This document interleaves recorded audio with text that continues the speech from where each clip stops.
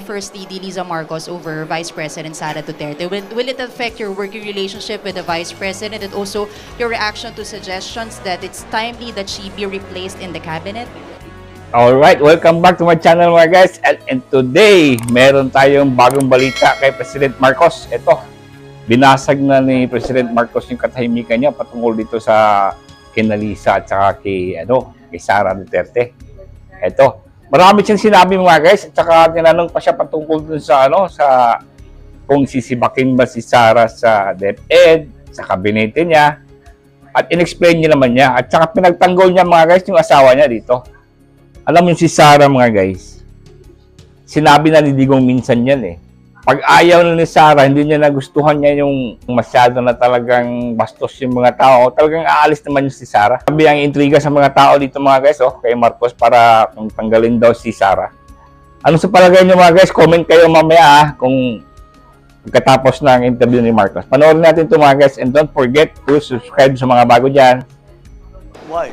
I don't see the reason behind that. But, well, first of all, my first reaction is what a lucky husband I am.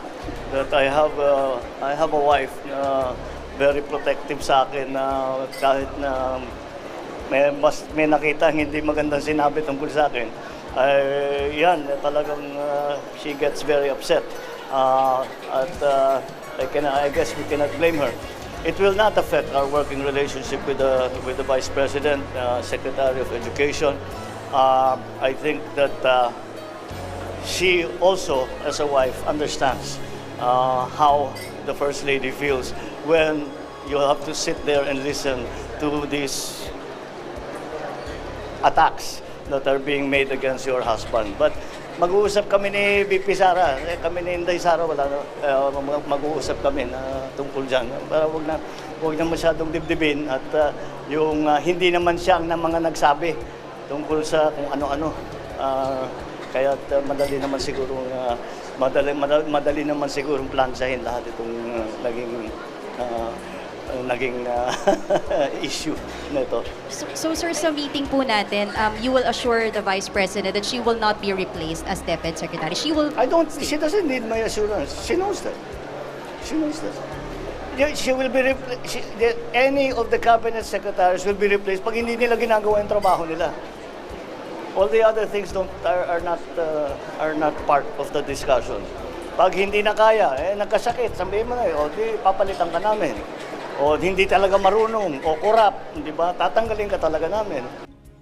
Yan, ganyan dapat yung mga grounds na mali para tanggalin yung isang tao sa kabinete, di ba? Hindi yung nananawagan yung mga ibang politiko na mga kakaliwa na politiko. Alam niyo na kung sino makakaliwa dyan sa Kongreso. Nananawagan pa na pagbitiw na daw o hindi tanggalin na daw si Sara. Ako, ano ba yan? Hindi naman ganun si Inday eh. Hindi ganun si Inday Sara. Alright?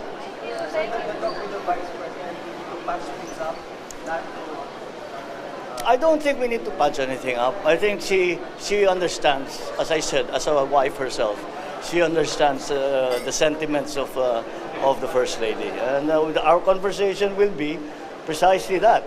That I am sure you understand how she feels because alam niyo ang First Lady hindi sanay sa politika yan eh. Kami manhid na kami dyan sa mga insulto, kung ano-anong personal na insulto, policy, lahat. Manhid. Hindi siya galing sa political family. Kaya siguro she still has to learn na magpalampas ng konti ng mga ibang masasakit at may init at baanghang sa salita.